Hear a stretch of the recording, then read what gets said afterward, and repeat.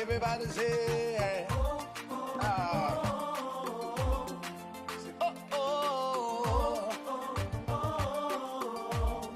say, how can I express my gratitude for all the many things you've done for me?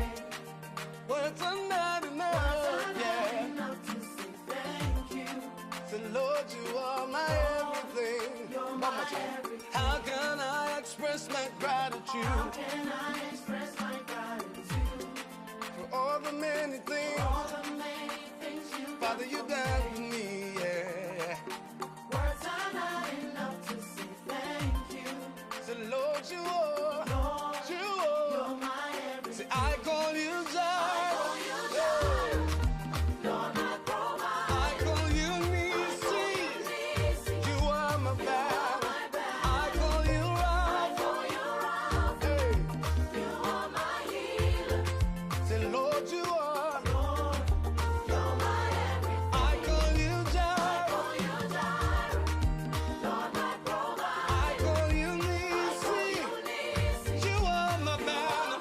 I call you Rapha. You are my healer.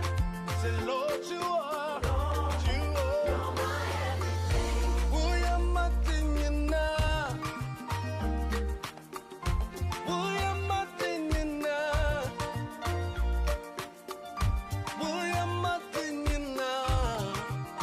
Oh, uya matinyina. Yeah, so uya. Uya matinyina. Uya matinyina. Yeah. Uya matinyina. Uya matinyina. Say, I call you Hello, lovely people. It's a wonderful experience to come your way again with another edition of the Community and the Law live on BWTV. It is the 23rd of August 2025. It's past 4 p.m. here in the UK, and we're going to lead you into a discussion on the topic beyond the 60-day survival strategy for a stranded skilled worker migrant here in the UK. It's strategy time, so get ready, roll up your sleeves. We're going to go into that, and we're doing this by courtesy of BWF solicitors, as well as you and I together on one side. We have some updates for you.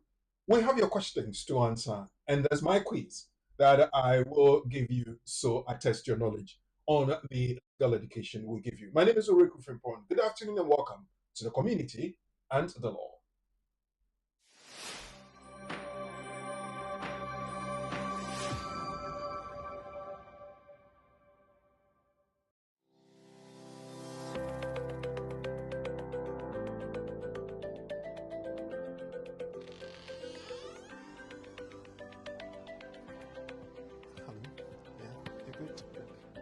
Hello. There are several questions in the community when it comes to the law, especially with immigration matters. That is why I'm inviting you to join us on the program, The Community and the Law, live on BWTV and brought to you by BWF Solicitors, our trusted partners when it comes to the law. We are going to have a very massive discussion on some of the issues of immigration matters that bother you. And they have the opportunity to meet you live on the program to explain to you all the updates that have come from the Home Office and also address your questions and concerns that you might have when it comes to the law. The Community and the Law is brought to you every Saturday between 4 p.m. and 6 p.m. UK time. We're live on all social media platforms, YouTube, Facebook, and LinkedIn, at BWF Solicitors, at BWTV, and of course, we urge you to share the program and invite others to join us. Remember, it's at 4 p.m. to 6 p.m. every Saturday, live on BWTV. You have your questions. There are answers. So join us, learn, and empower yourself on the program, The Community and the law. So pick up the phone and dial 0208 493 7345, or you can send a text 07950 422780. It's the community and the law. My name is Oreku Frimpon, and I am your host.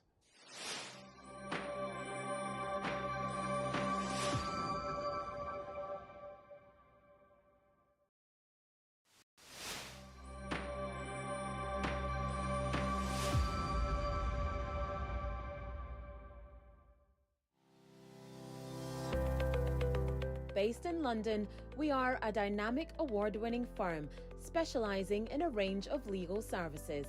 Welcome to BWF Solicitors, a trusted and experienced law firm specialising in immigration and nationality, appeals and judicial review, dispute resolution, family and matrimonial, and other family law disputes with international context. These include matters such as private child arrangement orders, contestant and uncontested divorce, non-molestation for domestic violence, and financial remedy. Our childcare and family team appreciate the issues facing you at such a difficult time. Our advice is delivered in a confidential and sensitive manner.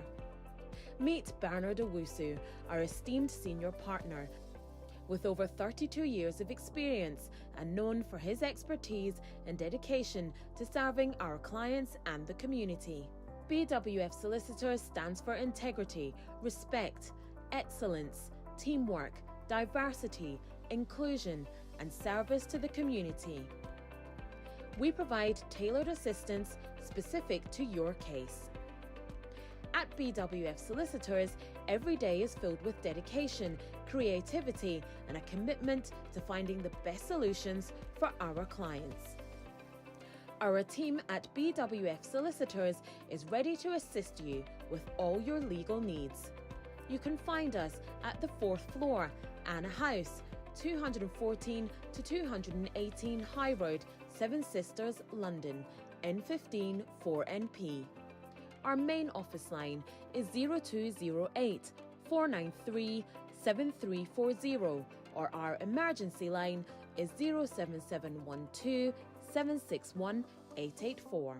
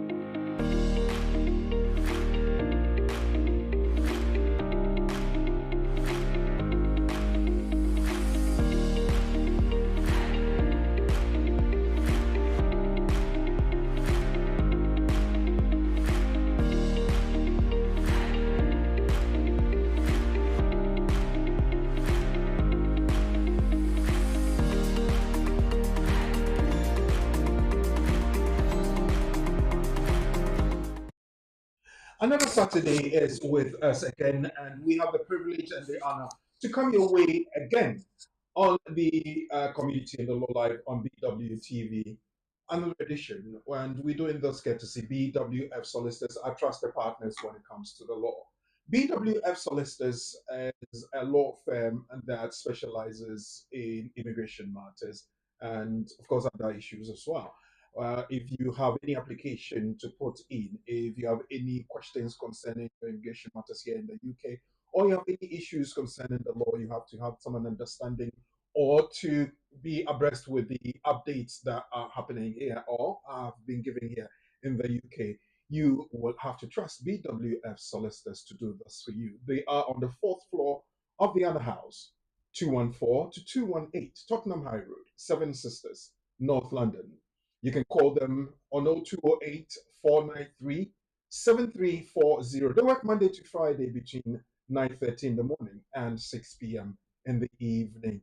And over the weekend, if you want to have anything to do with the lawyers, anything you want them to do for you, you have to book an appointment and make an arrangement. BWF, we salute you and thank you so much for giving us the opportunity to have another edition of the community and the law this afternoon. We are looking at a very interesting topic beyond the 60 days. Survival strategies for a stranded skilled worker migrant.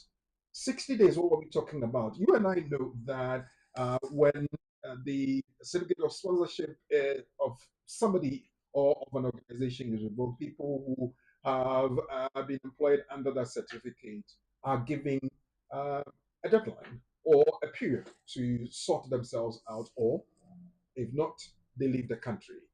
That's the 60-day thing we are talking about. And we'll be looking at that in detail, explaining it quite very well, and also let you in on what you can do to survive that 60 days so then you can live here in the UK. Our guest and resource person from BWF Solicitors, ladies and gentlemen, is our friend, our brother, our teacher, and our strategist, Lawyer Charles Asma, who is with us in the studio this afternoon to help us unravel that. We're looking at strategies, okay? So get ready. Maybe you will grab a piece of paper, your pen or pencil, or type that onto your notes on your phone, and you will have to have it handy when it is you get into that situation yourself. But before then, let me welcome Mr. Charles Asma, Lawyer Charles Asma, Uncle Charles, we call him. Boss, good afternoon. Good afternoon. How are you doing? Very well, thank you. I haven't met you in a long while. Face You know, to technology is taking you away from me. face to face. We've met, but not face to But face. that's face to face. I know. Well, how are you doing? Very well. How are you? Well, I'm doing quite well. Looking great. Well, we thank God for small mercies. Thank God for small mercies. Well, Lawyer Asma is here, as you have seen, and he will be leading our discussion on the matter. Then we will be giving you our updates, our nuggets, and the rest of. But let me also once again say thank you to BWF Solicitors. And right after this, we'll get into our announcements, updates, and the nuggets.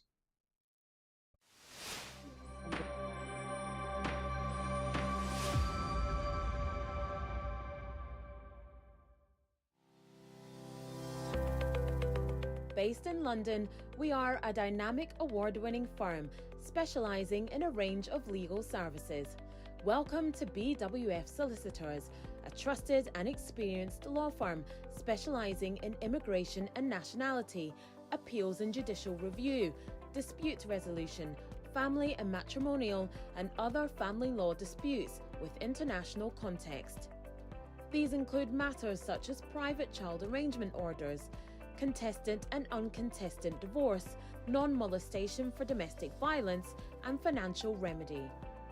Our childcare and family team appreciate the issues facing you at such a difficult time. Our advice is delivered in a confidential and sensitive manner. Meet Bernard Owusu, our esteemed senior partner. With over 32 years of experience and known for his expertise and dedication to serving our clients and the community. BWF Solicitors stands for integrity, respect, excellence, teamwork, diversity, inclusion, and service to the community. We provide tailored assistance specific to your case. At BWF Solicitors, every day is filled with dedication, creativity, and a commitment to finding the best solutions for our clients. Our team at BWF Solicitors is ready to assist you with all your legal needs. You can find us at the 4th floor, Anna House, 214 to 218 High Road, Seven Sisters, London, N15 4NP. Our main office line is 0208 493 7340, or our emergency line is 07712 761 884.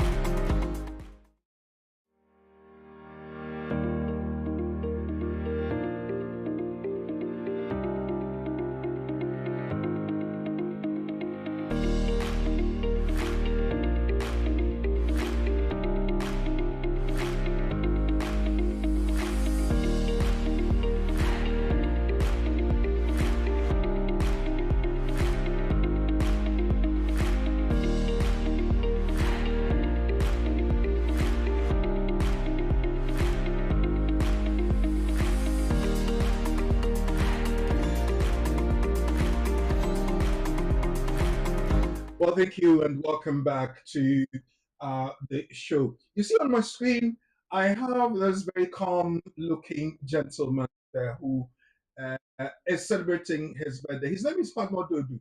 You see all the designs, the flyers, and all the aesthetics we do on our program and on our social media platforms. He is the man behind it. Today is his birthday, and we are celebrating Padma Dodu. So the cool dude, thank you very much for all you do for us on the community and the law for BWF solicitors and all the other clients who work with. We want to say congratulations on achieving another milestone in your life. 1 year added to your life. We pray the good Lord will continue to bless you and make you great. And you go into higher places. So, Mr. Padmo Dodo, Gaza Stana, they call you.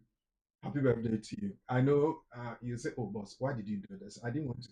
I pushed him to get us a flyer for himself, but he says now he wants to stay in the background. But I managed to get something from him and for him, and we are celebrating him. So, listen, you do all the good things for us. Congratulations and happy birthday to you. Uncle Charles, that's your boy. Yeah, Padmo. Yes, it's good. It's good to know that the many blessings that you have already enjoyed from God continues, and there's even mega one ahead. So, on occasion of your birthday, I wish you all the best. All the skills, the knowledge, the talent that you have made available to the world. I know you are even going to make it bigger and you will enjoy the best of it. I wish you all the best and kudos. Many more successful, healthier, longer years ahead. Well, thank you very much, Uncle Charles, and thank you, Padmore, for doing what you do for us. BWF Solicitors salute you and we say happy birthday. May the good Lord continue to bless you. All right, so let's get into some appreciations as well from people who work with BWF Solicitors, clients and customers, I should say. We don't want to classify you as clients or customers. We want to classify you as part of the family. And when you appreciate what we do, we also want to let the world know that you appreciate us. I wanted to thank you for the excellent work you did as my solicitor. I know you have a lot of clients, so your prompt responses and attention to detail really meant a lot to me. I am so thankful for your service and professionalism. Lawyer Charles Asma, you're the best BWF solicitors. Hashtag BWF solicitors. Well, Lawyer Charles is here himself, and I'll ask you to respond. Yeah, I mean, we do what we do here at the BWF Solicitors to ensure that we make the law accessible and useful and to meet the needs of the community. And one of such community members attests to this. And he used the word um, respond. Yes. When people call me and I miss their call and they say, oh, I called you, you didn't pick up. I say, you called me, but it didn't get through to me. If I was available, I would have gladly picked. Definitely. And this tells you that, I mean, I always pick people's calls. And because we here at BWF Stars, what we do is that if the clients are not getting us or we are not getting to the client, then there's no engagement. And we cannot get many of such wonderful, successful stories. So we are here to help. We are here to make sure that you have a testimony to share with others. We are here to use the law to make you happier and better. Thank you. Thank you very much, Lord Charles, for all you do.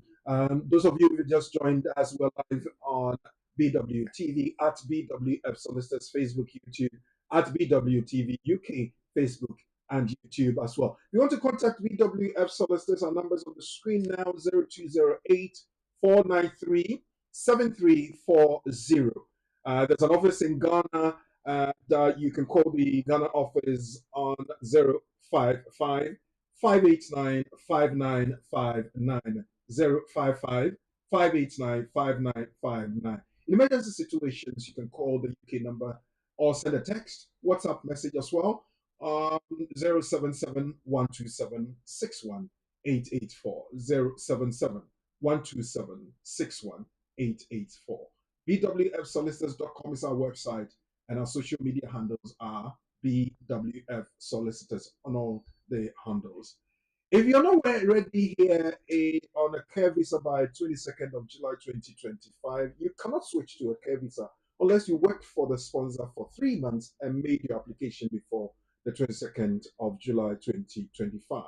While new applications have been altered since that date, transitional provisions have been in place. Those already in the UK on a care worker or senior care worker visa can apply to extend their stay or switch employers until the 22nd of July 2028. Individuals switching from other visa routes to a care worker or senior care worker role in the UK will not be able to do so after July 22, 2025. This one is from Appendix SW 6.1b, subsection A, subsection IIIB of the immigration rules. This is an update that's been around, and I believe that you want to make yourself conversant with that, and if it applies to you, you know what to do. But let me ask, 22nd of July is gone. Why would we want to look at this again? How does it apply to care worker, people on care worker visas, senior care workers, and there's a date 2028 in there, July 2022, 2028. What are these? Luan, please unpick them for us. Right. Thank you very much. Sure. Yes. So this nugget is relevant, and it's bespoke nugget. If we say bespoke, it means targeted at a particular market or audience. And here we are looking at care workers on 61366135. So carers and senior carers or workers. And here it means if you are in the construction industry or you are in teaching, nursing, all those other areas, this does not apply specifically to you. And that's why it says that 613-56136. Now, let's look at the date 22nd of July 2028. If we are saying that the date is 22nd of July 2025, why do we talk about 2028? Mm-hmm. If you read that particular paragraph, which is paragraph 3, let's understand the context of the 2028. Yeah. So please read that for us. It says those already in the UK on a care worker or senior care worker visa can only or can apply. Sorry, that's my own. Can apply to extend their stay or switch employers until July 22, 2028. Good. So here we are addressing those who are already in as care workers or senior care workers. In other words, those in the care category. If you're already in, obviously you are in to work. And once in, you may be willing to move across. Okay. Then you are okay up until 2028. Again, 2028 then tells us that by that date, nobody can even switch here and there, even if you're already in it. Okay. So let's bear in mind that if you have something to do, then do it before 2028 July. And that's about 3 years from now. And mind you, yesterday I was telling somebody that by July 2028, a lot of people who are in this category would have already progressed to indefinite leave to remain. And therefore, we just have a pocket of people who are still in that loop. And it appears, it is not the case, but it appears that from 2028, we may be seeing less of this type of visa route. So those of us who are already in, we still have leeway to manage and make sure that by 2028, you at least you've settled well. What about those in who, that we have another date, 22nd of July 2025. Now, 22nd of July 2025 became a date where those who want to move should have already moved. Those who want to move, for example, you want to move to care, you have completed school and all those things. And the catch was that it should have been working for the employer before 22nd of July 2025, 3 months prior. What it means is that if you have now gotten a job and moving on, you cannot, because that will not be 3 months prior with that employer. Now, for those who are already in the care category holding care visas and are stranded, Of course, today's conversation is going to cover the stranded individuals, but again, those stranded were told to register themselves into the pool. So if you look at the first paragraph, if you can take the first paragraph again, and the case, the word here is if. It's a conditional phrase or statement. If. Okay. So it says if you were not already here on a care visa by 22nd July 2025, you cannot switch to a care visa unless. Let's pause there. Okay. So if you are not already here, simply means if you are now getting a COS to enter the UK, you are out. If you are a student in the UK and trying to switch to care, you are out. If you are not already here in that category, let's bear in mind, if you are not already here in that category by the 22nd of July 2025, then please don't even attempt. Okay. Unless, and the proviso, please, what is the proviso? It says, unless you worked for the sponsor for 3 months and made your application before 22nd July 2020. So there are other people who might not have had a visa, but had applied before July 2020, before the 2nd July 2025. It means those people are also covered. Okay. That's the proviso. Right. So you may not necessarily have been in the industry or with a visa, but you are in the process, or your application is even gone. Or your application is even gone. Maybe your application went by 21st of July. You are within. Because it says before 22nd of July, unless you applied. Or unless you were working for the employer 3 months before. Okay. So if we work backwards, June, May and April 22nd, so 21st of April up to 21st of July. If we're working with the employer within that 3-month period, you are still also within the proviso bracket. Okay. So these are the things that we want, because someone will call, lawyer, I've gotten a sponsor, I want to apply. And the word they use in local languages, in other words, will I be successful? And normally I would tell the person, you can apply, but it's different from it to be successful. Okay. You can apply, that one is a visa application, but will it be successful? It will only be successful if the point we have raised apply to you. If you're already in, but if you're already in that category, if you have made the application, if you are working with the employer 3 months prior. Otherwise, please do not attempt. So these are the things. And for those people who are even not having 3 months, but they are in the stranded pool, for example. If you are in the stranded pool, you should have already registered with the government. Stranded pool simply means that your employer's license has been curtailed and you are stranded. That's what we mean as stranded. Stranded in the sense that it's not your fault, it's the employer's fault.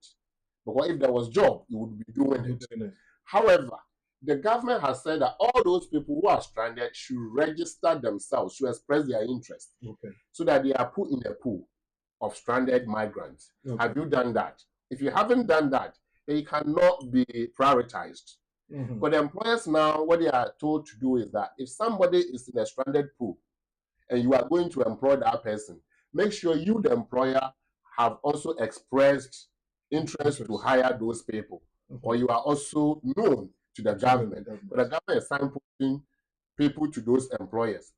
So if you come to me, I'm a recruiter, you come to me, I'm an employer, you come to me, and I have hired you, but I'm not known to the employer to be able to employ those who are stranded, then even though you are stranded, the employer that is employing you has not done the right thing, or has not gone through the process of making the employer aware that they are also available to recruit. So it's your duty to inform. The employer also has the duty to make themselves available through the pool.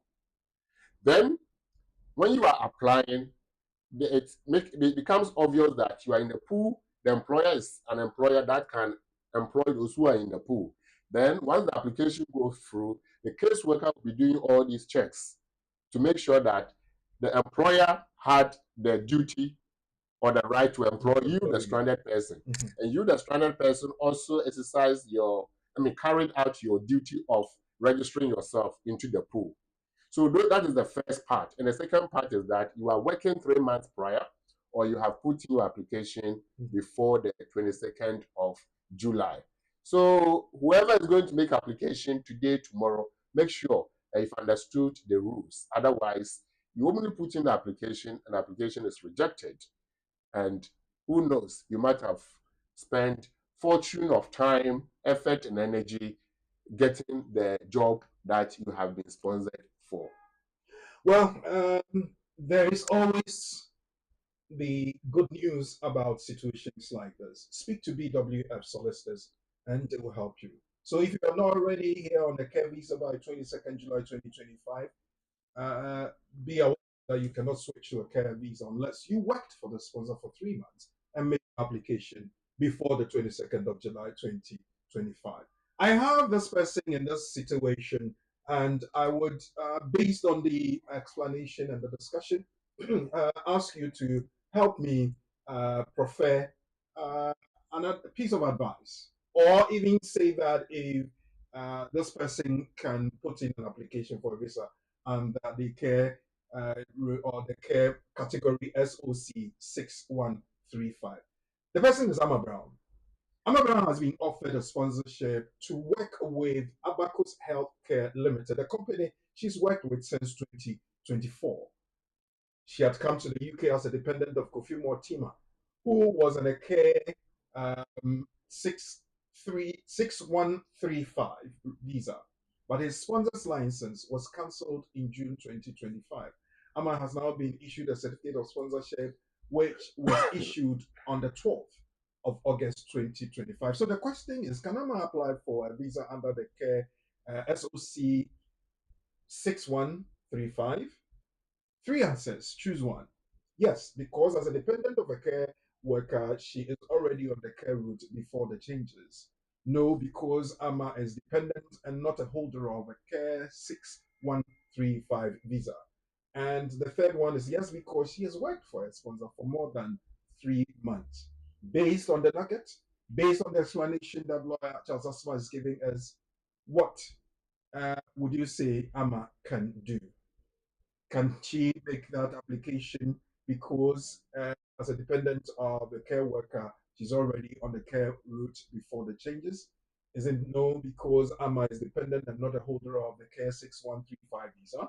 Or yes, because she has worked with a sponsor for more than 3 months? We're live on BW TV, and as a community on the law, we're coming back to look at the topic that we have for you this afternoon. Beyond the 60 days, what are we talking about? 60 days for what? Survival strategies for a stranded skilled worker migrant. You will not want to miss this for all the gold in the world, because it is very relevant to you, and I believe it will be relevant to another person who's close to you. So stick and stay. When we come back, we'll delve straight into that.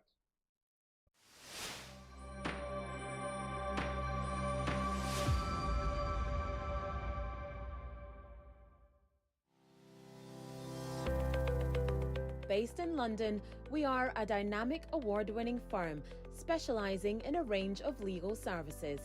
Welcome to BWF Solicitors, a trusted and experienced law firm specialising in immigration and nationality, appeals and judicial review, dispute resolution, family and matrimonial, and other family law disputes with international context. These include matters such as private child arrangement orders, contestant and uncontested divorce, non-molestation for domestic violence, and financial remedy. Our childcare and family team appreciate the issues facing you at such a difficult time. Our advice is delivered in a confidential and sensitive manner. Meet Bernard Owusu, our esteemed senior partner. With over 32 years of experience and known for his expertise and dedication to serving our clients and the community. BWF Solicitors stands for integrity, respect, excellence, teamwork, diversity, inclusion, and service to the community. We provide tailored assistance specific to your case.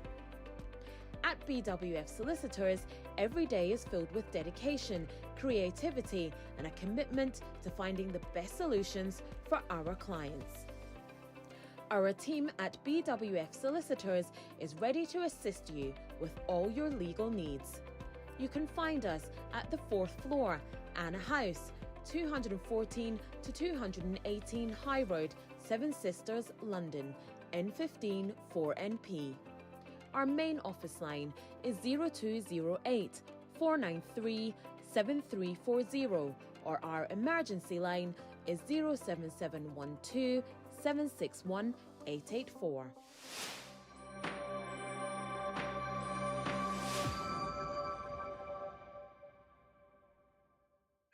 Thank you for sticking around, and I believe that you are as ready as I am beyond the 60 days. What 60 days are we talking about?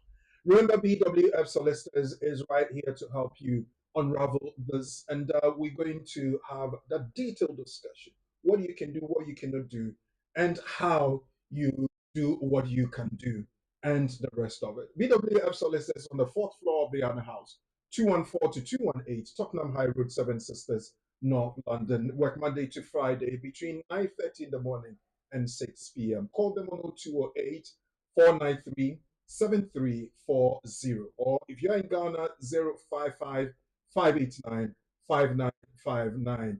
And emergency situations and in all other situations as well, 077 127 61884. I guess the resource person this afternoon, as I said, is Lawyer Charles Asma from the stables of BWF Solicitors. Beyond the 60 days. Survival strategies for a stranded skilled worker migrant. 60 days, Lawyer Asma. What are we talking about? Yes, it's a new trailer in town. Please get your ticket. It's showing in all cinemas. Okay. Right. Including and it's live on BWTV. It's live. This is the premiere. Yes, so hello viewers and listeners. Pleasure to come your way. Yes. So beyond the 60 days, first let's look at what is this 60-day or 60 days thing and how does it come about. Then we look at how to survive it. So within the framework of the skilled worker migrant visa program, the employer, the government, and the employee work hand in hand. So it's a triangulated approach, 3-tier approach. Now, each of the parties has a role or a duty. So we look at the top of the triangle, the side of the triangle, and the other side of the triangle. At the top sits the governor, that is the Home Office or the government. At the left sits the employee, and at the right sits the employer. It doesn't really matter the position, but each has a place on one of the vertices. Now, you come to the government to say that I need a license, in this case, the employer. I need a license to recruit people to work for me. The employer gives you the license. The government gives you the license to recruit. You, the employee, makes an application to the employer to enter the UK or to work, if you're already in the UK, to work for that particular employer. The government is supposed to regulate the employer, and the employer is supposed to ensure that they comply with the rules and respond to the government. And the worker is supposed to make sure that they also comply with the rules. And both the employer and employee must keep each other informed of what is happening, and the governor or the government takes action. And the action goes in favor or against any of the parties. So the rule within the framework, part of it will say that under no circumstance should the government take action to restrict the work of the employee without the employees, without notifying the employee.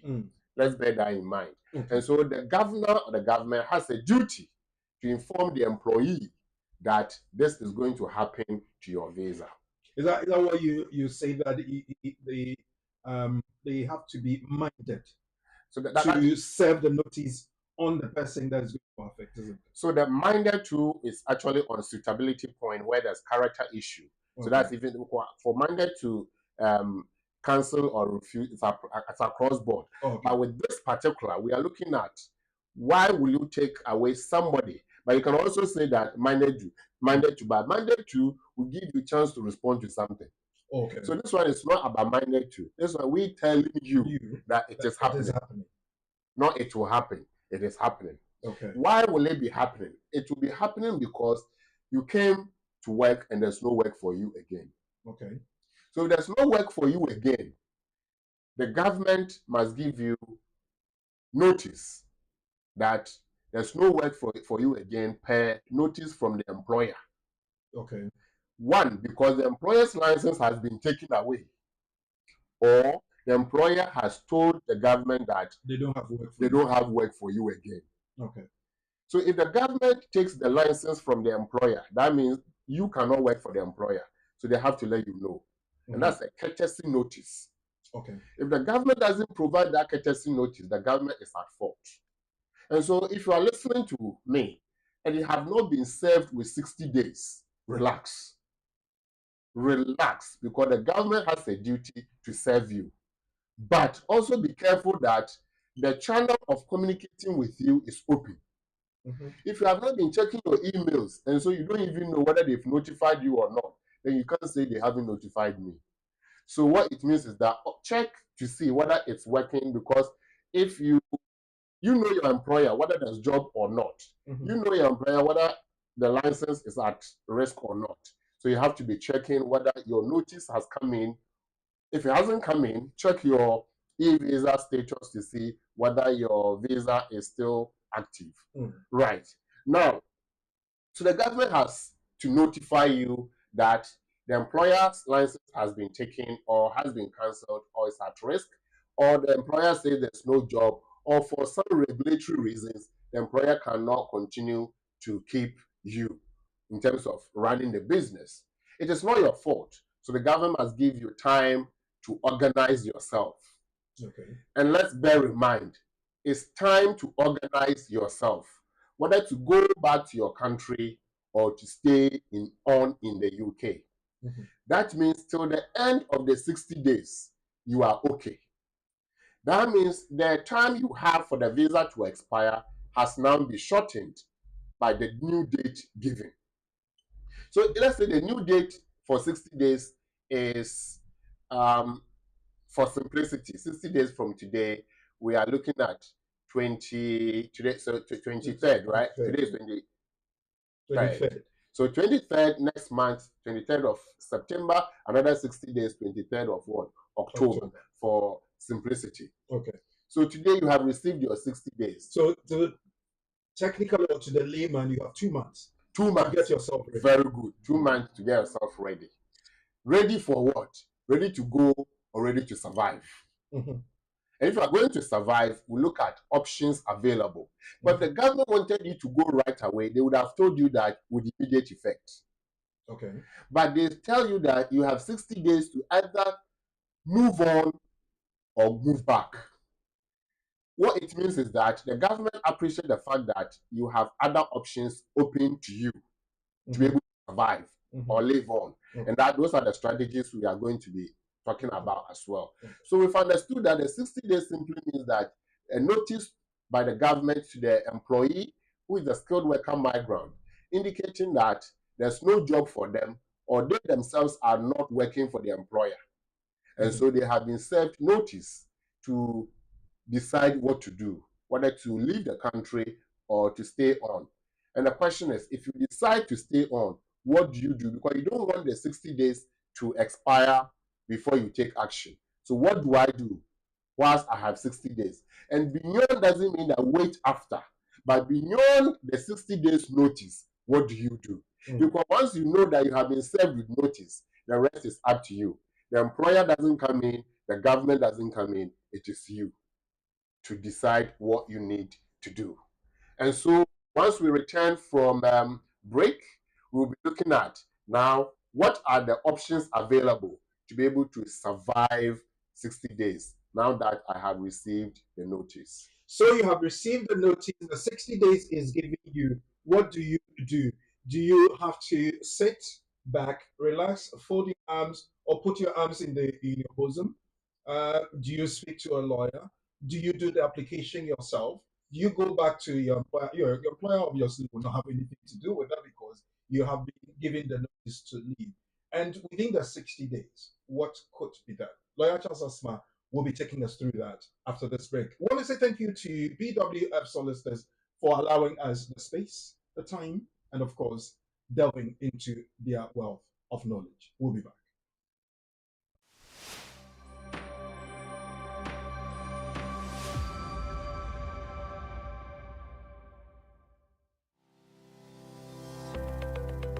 Based in London, we are a dynamic award-winning firm specialising in a range of legal services.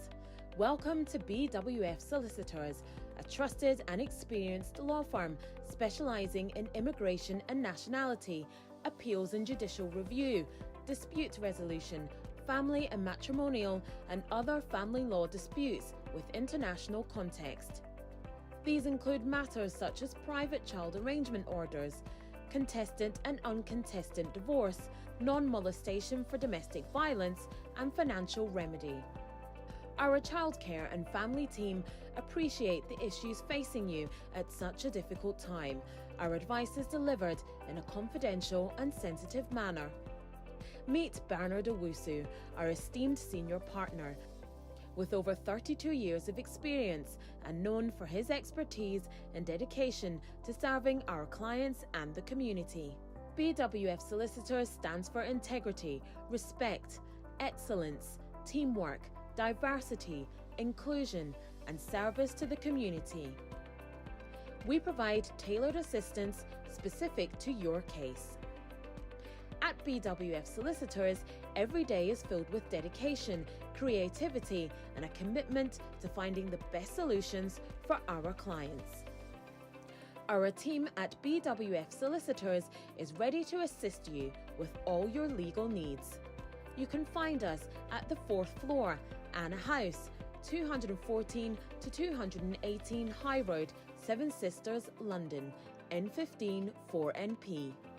Our main office line is 0208 493 7340, or our emergency line is 07712 761 884.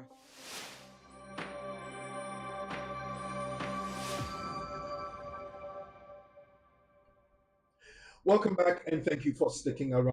We're live on BWTV and the program is The Community and the Law, brought to you by BWF Solicitors. We are discussing beyond the 60 days, the survival strategies for a stranded skilled worker migrant. Lawyer Charles Asma from BWF Solicitors is our guest and resource person. Now, he has explained to us what the 60 days is about, how it comes about, and who gives the notification.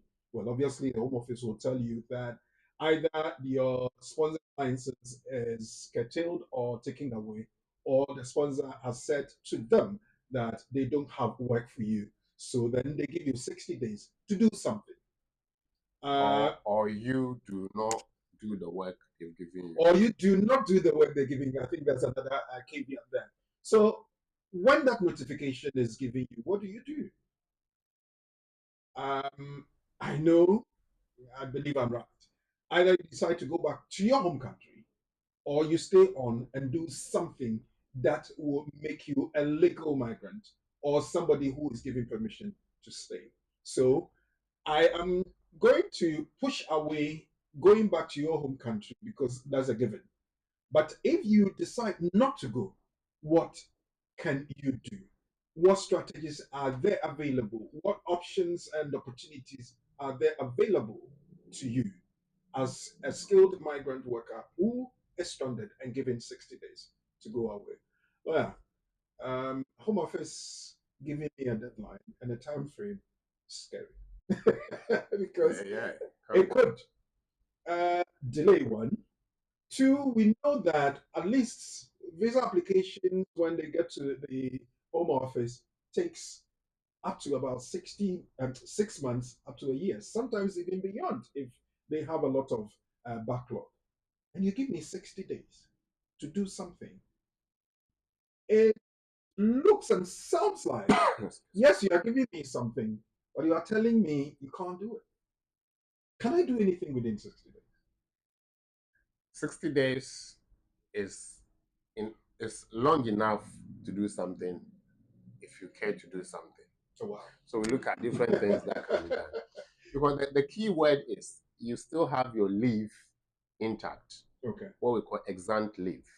Okay. Exempt leave means that your visa has not expired. Mm-hmm. And because it's not expired, you can use it to survive somehow. Okay. Whether they will say it's too late or not, it's not the point.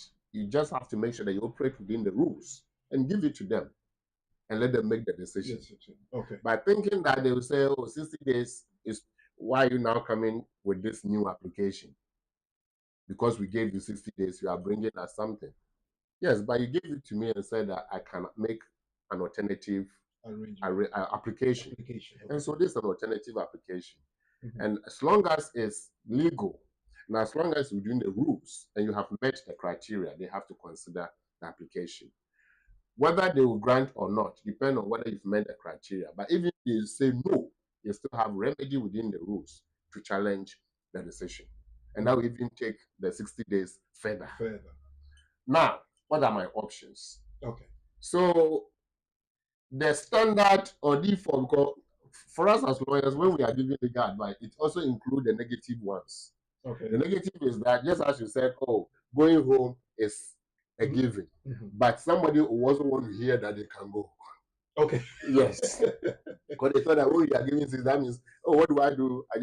Okay, so 3 options. 1, go back to your country, so 60 days pack and leave. Or 60 days, you stay in the UK, you do something that will make you stay on legally. Mm-hmm. Or you do something that will make you stay on without leave.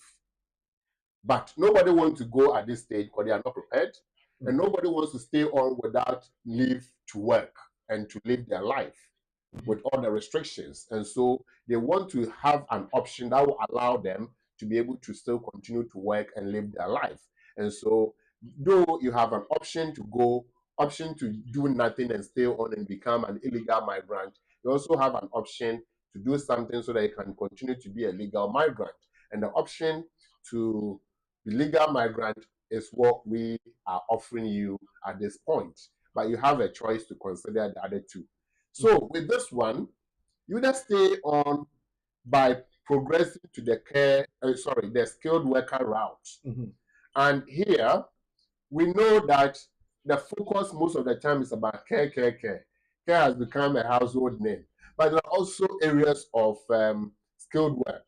So this 60 days could be for somebody who is on nursing visa or teaching visa, construction visa, IT, or care, any at all, 60 days. But can I then progress to another area? When we read the nugget for those who are on the care spectrum or within the care spectrum, we said that if you're already on, then you can. Mm-hmm. If you're already on, you can. That means if you're already in the care industry with a skilled worker visa and you've been given 60 days, you can move on, quickly look for an employer that may also be looking to hire people like you. Then the next stage is you may also decide to move into different industry altogether. You may have your skill and you may quickly want to tap into that. You are doing care, but you realize that you're an IT person. Mm-hmm. Why don't I look for IT job with sponsorship instead of focusing on where I was that had no job? Okay. Or construction or any other industry for that matter, provided there is job. Somebody will be telling or will be saying to me as they are listening, is that, yeah, you just say it so simply as if the job is there. I know the job is not there, but the point here is that it might also be the case that once you look around, there might be other avenues that you have to explore. Mm-hmm. So that is one. So beyond the 60 days, if you want to remain, you can get a job in another industry and apply or the same industry where you were before and apply for sponsorship and continue to stay in the UK legally. Now, the law says that if your leave is exempt, you also have a choice to switch to another category. Switch. So that means you are transferring from where you are, which is care, which is skilled worker area, to another area altogether. Let's say family life. Okay. Family life. So I was a skilled worker. I was actually my girlfriend. We've actually planned to even settle down in marriage, but because I'm focused on it, this wasn't a priority. So, but now that you are stranded, you're already planning for your wife or husband to sponsor you so that you can transfer to family route. So now that the Home Office has given you 60 days to do something, is there no opportunity to then focus on that new thing that you plan to move to? Yes, of course. And so once your visa has not expired, you can switch to family life. And when we say switch to family life, what do we mean? You have 60 days. For example, you might be single. If you are not single, you came with your partner, that means you cannot move on to get sponsored by someone within the Appendix FM or family life without first divorcing your partner that you came with or who was your dependent.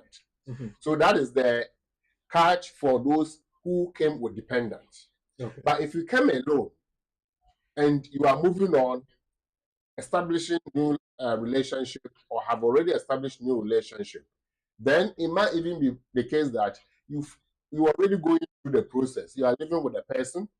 You are already going through the process of marriage and all that. Then 60 days is just part of the days you have to be able to roll the plan. And the plan is that you are switching so that your spouse will now sponsor you so that you can have 2.5 years leave to remain under Appendix FM. So the option here, apart from going back into work area, is also to say that I want to now join my husband or my wife within the UK. Can I do that? Yes. You have to have your evidence of marriage or evidence of relationship for 2 years. Someone will say that, but I was already married. I came with my dependent, and this is going on. Yes, we may have our differences.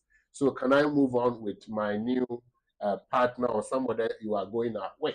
But the point is this. Let's have this scenario, and this conversation is going to be full of scenarios.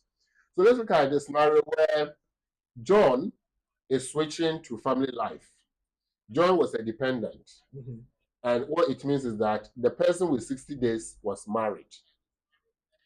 John has moved on potentially, or you guys, the relationship is broken down, but divorce has not concluded. It might be the case that it's as a result of cheating that brought about the breakdown of that relationship.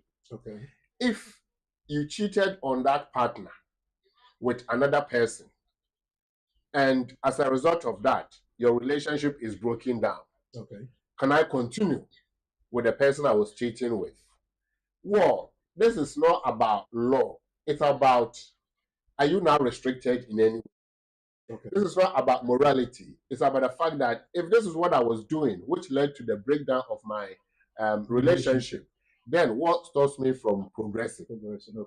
And insofar as you still have your time, then you can progress. Now, let's assume, so far as you are within that 60 days. Because your 60 days is supposed to allow you to either switch within the same work industry or switch to another category or visa route. But the question is, do you qualify, and is it lawful? It is lawful under Appendix FM that if you are married to somebody who has indefinite leave to remain, or somebody who has citizenship, British citizenship, or somebody who has EU 5 years and is a EU national, or somebody who is a EU national with indefinite leave to remain or settled status, or somebody who even has 2.5 but has a child who is British, or who is an EU national, Okay. then that person who is your partner is a qualifying partner. And because your visa has not expired, you can transfer under Appendix FM. Okay. If your visa has expired, then you cannot transfer. Okay. So let's assume that this person who has been given 60 days was already in a relationship that is about to break anyway. It's just a matter of conclusion. And government says that you have 60 days. Their boyfriend or the person they are in a relationship with is able to sponsor them. Can they move on to for them to be sponsored? The answer is yes. What about the partner? They have to show that the relationship is broken down and there is divorce. Okay. There is divorce. Question: what if you divorce the person? Won't it affect your leave, your visa? Because if you are the dependent, and you are moving. Actually, that was going through my mind. That you are what about the dependent? You are dependent and you are transferring. So this time, even though the 60 days is for the main, dependents are also affected by the 60 days because it's a package. And so your family, your dependent is also affected. You have issue in that relationship. And so it's at the verge of collapse. But you are moving on, the dependent is also moving on. The rule is that because the relationship is broken, you have to inform the government that your relationship is broken down. You mean the dependent? No, the main. The main. We have to inform the government that the relationship is broken down. And the government will inform the dependent that your relationship is broken down, so you take 60 days or take the notice to be able to do whatever you want to do. So then the notice would have been given both ways. Then in this case, the notice is not coming to the dependent on the basis of no work. Okay. It's coming to the dependent on the basis that the relationship is broken, and therefore they have been given either chance to explain themselves or chance to move, leave the country, but they'll still be given notice. Okay. And once they have the notice, literally, if my spouse has informed the government that my relationship is broken down, then do I have restriction not to move on? No. Because my partner has already informed that the relationship is broken down. And I'm already in a relationship or I'm going into a new relationship, then I will continue. Is 60 days enough to go into that relationship for your partner to sponsor you? The key thing is what is lawful and what is rational. Okay. Is it lawful that someone who has been in a relationship with somebody will end up marrying the person? Yes. Is it rational that someone who is in a relationship with someone will end up marrying the person? Yes. So if I end up marrying the person, and on that basis of the relationship, marriage relationship, applying to remain with my partner, then that is within the rules. How long should it take for someone who has divorced to move to a new relationship? There's no rule within the law books or from court, from precedents, or from case working guidance that if you divorce today, marry tomorrow. It's a matter of common sense. It's a matter of you, the individual. And I always look at it from two angles. If I'm divorced and I'm heartbroken, it will take me a while to go into a new relationship. And therefore, it will be give yourself time. It wouldn't then make sense to say you moved into another relationship. But if I'm divorced because I was moving out of that relationship into a new relationship, and as a result of that, my partner says that I can't trust you any longer, so I'm moving on. So you can also move on. Should I wait anymore? No. So in that case, you would have to prove to the caseworker, for instance, that that strained relationship was there, and unfortunately, it moved into the 60-day period. So then, a reasonable cause to continue with that relationship that caused the strain in the previous one. Then you have to prove it, isn't it? Of course, you prove that you have a relationship. Of course, the background is very important. So you set it out how you got into the new one, having already been in one, and leading to divorce. So you clarify the context so that it's obvious that it's not a case of you going into the relationship for the sake of remaining in the UK. But going into the relationship for the sake of having a new life, giving yourself another opportunity to be able to continue in that in a new relationship. Because there's no rule that says that if you divorce, you cannot remarry. There's no rule that says that one relationship breaks down, you cannot go into another relationship. And we are saying all this just to make people aware that it is lawful to go into a relationship, and it is lawful for your sponsor to sponsor you. And also, the sponsor can be a skilled worker who meet the rules. Let us see, because within the skilled worker policy guidance, it says that if you are a dependent and you are applying to remain with a skilled worker partner, what it means is that if you are a dependent and you are applying not to enter but to remain, it means you are already here. But you must have the visa to be able to move to that new visa category. Before, the understanding was that you can only enter, and therefore, if you came and married someone who is a skilled worker migrant, or met somebody who is a skilled worker migrant, and you married a person, you cannot move on. You can move on because the rules say that a partner or a dependent applying to enter, or a dependent applying to remain. If the law says applying to remain, that means the law knows where you are. Remain is for those who are already here. Enter for people who are coming from abroad. So for the law or the rule to say that applying to enter or applying to remain, it means they've made provision for those who are here and they are married to skilled worker migrants. The only difference between those marrying skilled worker migrant and those marrying people who have settled or have citizenship already is that those who are settling with skilled worker migrant, they are still tied to the conditions of the skilled workers visa. So whatever happens to the skilled worker will affect them again. But switching to Appendix FM, 2.5, in a 10-year route, and after that you apply for indefinite insofar as you meet the rules throughout, or 5 years, and after 2.5, you move to indefinite leave to remain insofar as you meet the rules during the process. So you can remain under Appendix FM with your partner, or you can remain under Appendix skilled worker with your partner if your partner is a skilled worker migrant who is able to sponsor your application. So that is partner. What about I don't have a partner, but I have a son or a daughter. I have a child. You have anyway, I know you're going to go into that, but I have a child with who? We'll come to that. Okay. Because just as you have partnership with somebody that we have identified, what we call qualifying partners. Yeah. We're also coming to look at qualifying child. Under the rules.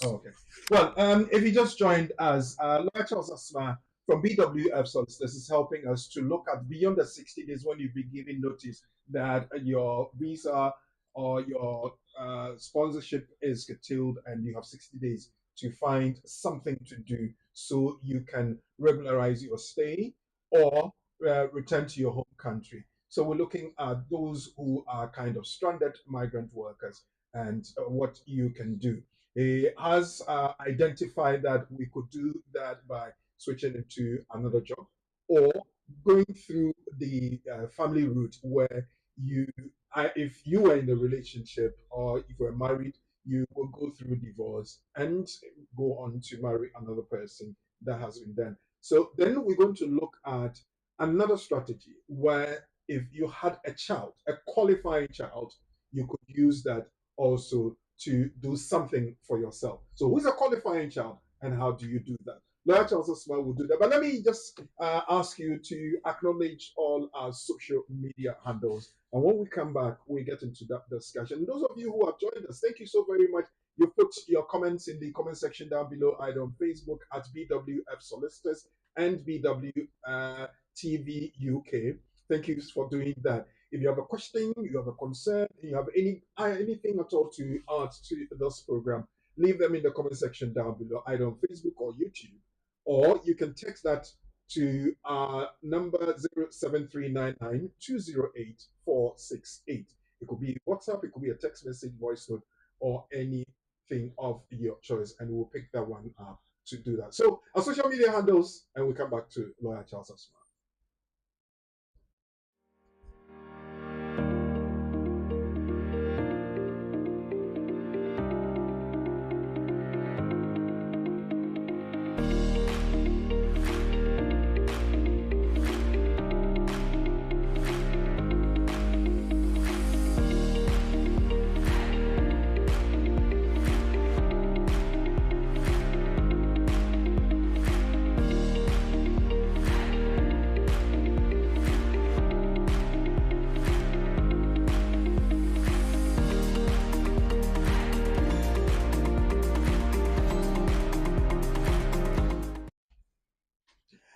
Was live on BWTV, the community and the law. My name is Oreku Frimpon. We look at the strategies to be able to survive the 60-day notice period that the Home Office would have given you. Beyond the 60 days, Lawyer Jazasma said it so nice and succinct.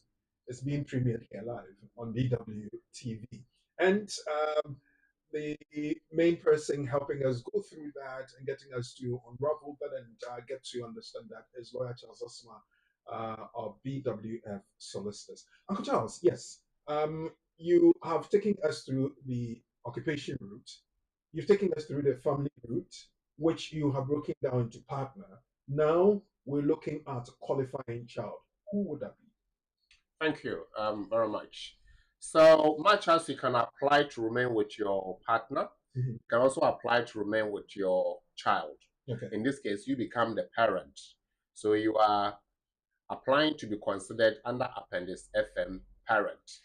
But which of your children or which child will qualify under the rules to sponsor your application?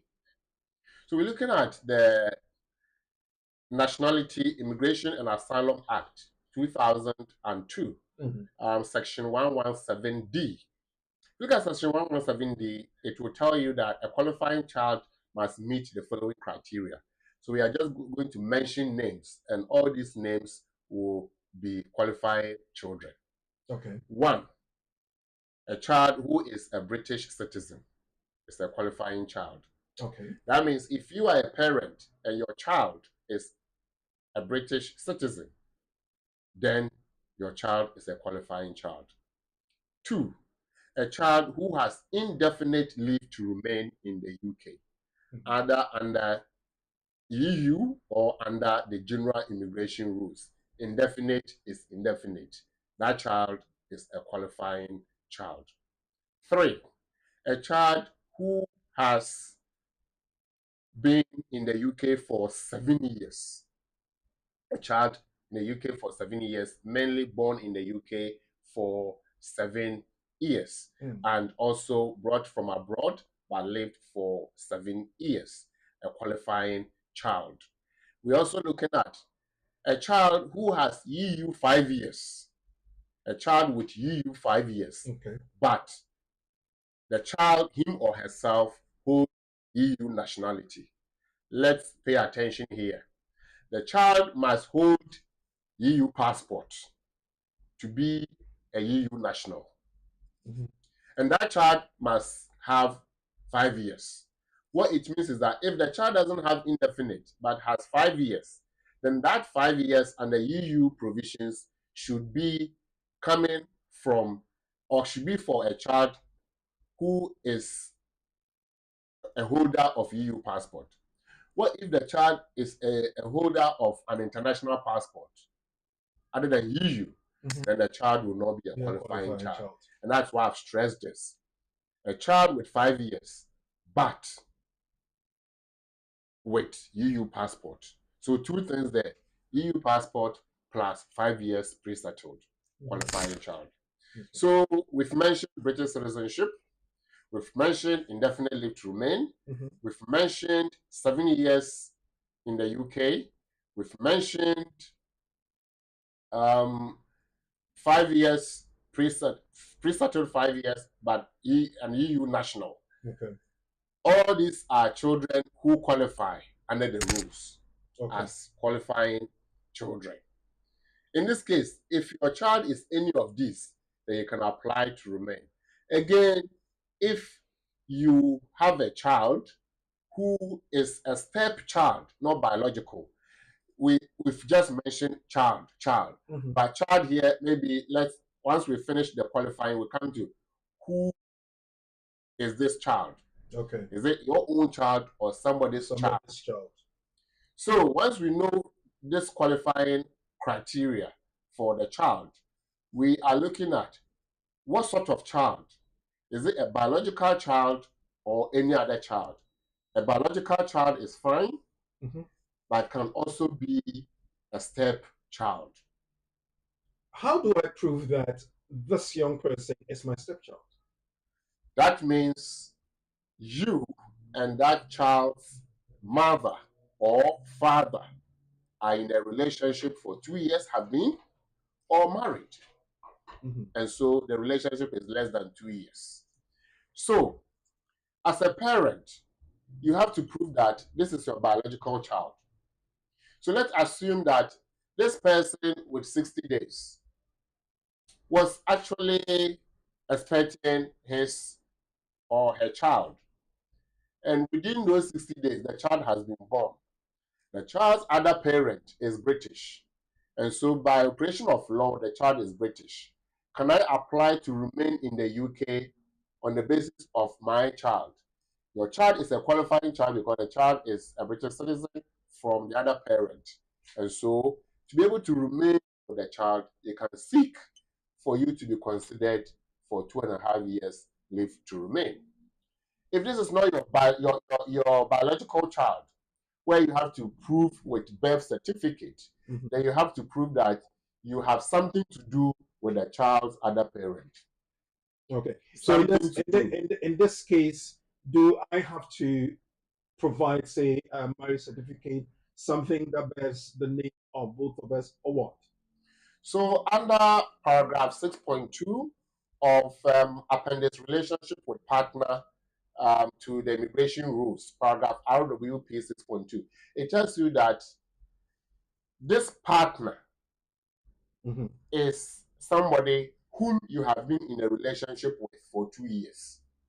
So if you have been in a relationship with a person for 2 years and the person has a child, then you have become a de facto father of this child. In other words, stepfather of your girlfriend's or your unmarried partner's child. Can also be an unmarried partner, in other words, a boyfriend. Because we always think that it's only a woman who has a child that can go into another relationship.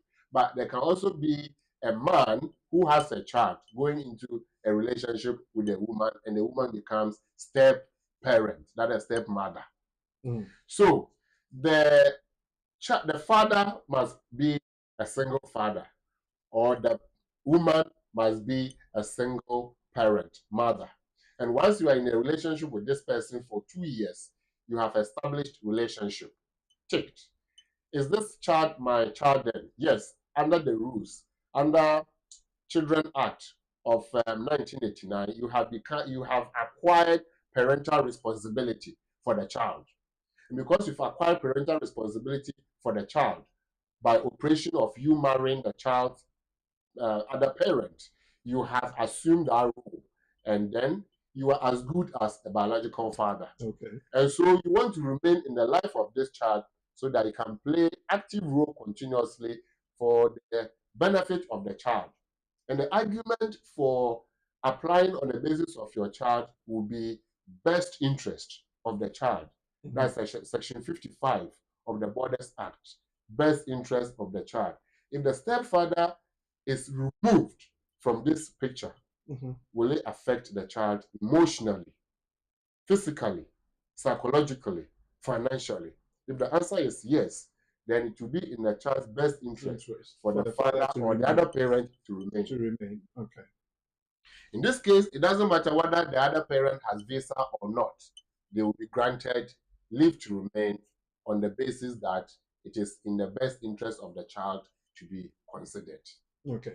So then there's the opportunity for somebody who's giving the 60-day notice to depend on a qualifying child. To depend on their qualifying child. Okay. Not somebody's qualifying child. Their qualifying child. Well, that's very relevant. And also depend on a qualifying partner of this person. Very good. Yes. Then also you can also switch to another work. Exactly. What should it be within the same industry? It doesn't matter, provided you meet the rules. Provided you meet the rules, it doesn't matter. It could be in another industry. We see that apart from the care industry, other areas don't have those restrictions. Okay. Okay. The restrictions pertain largely to this particular industry because of the nature of the service, because this is a protected service and it's heavily regulated. Okay. And so you've got to do this, got to do this, got to do that, and we know what is happening in the industry, and so it's very restrictive. But it can switch to care and IT. It can switch to construction. It can switch to education. It can switch to any other area, provided the employer has the necessary sponsorship license. Yes, provided, of course, the employer is able to sponsor you and they have a job for you. Okay. Well, folks, if you have just joined us, I would want you to remember that we do the community and the law, and it's brought to you by BWF Solicitors, our trusted partners when it comes to the law. We have looked at those strategies and how you can go about that. I know you may have a question or two, so text that to us on 07399208468, or you can, I'm going to activate the lines very shortly, 0208-493-7345. Or you can leave them in the comment section down below, either on Facebook or YouTube at BWF Solicitors and at BWTV UK.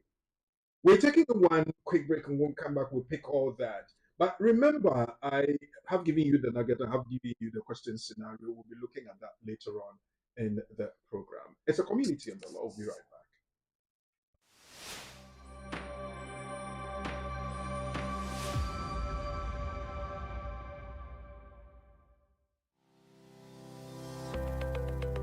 Based in London, we are a dynamic award-winning firm specialising in a range of legal services. Welcome to BWF Solicitors, a trusted and experienced law firm specialising in immigration and nationality, appeals and judicial review, dispute resolution, family and matrimonial, and other family law disputes with international context. These include matters such as private child arrangement orders, contested and uncontested divorce, non-molestation for domestic violence, and financial remedy. Our childcare and family team appreciate the issues facing you at such a difficult time. Our advice is delivered in a confidential and sensitive manner. Meet Bernard Owusu, our esteemed senior partner.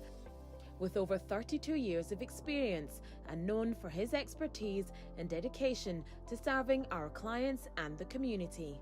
BWF Solicitors stands for integrity, respect, excellence, teamwork, diversity, inclusion, and service to the community. We provide tailored assistance specific to your case. At BWF Solicitors, every day is filled with dedication, creativity, and a commitment to finding the best solutions for our clients. Our team at BWF Solicitors is ready to assist you with all your legal needs. You can find us at the 4th floor, Anna House, 214 to 218 High Road, Seven Sisters, London, N15 4NP. Our main office line is 0208 493 7340 or our emergency line is 07712 761 884.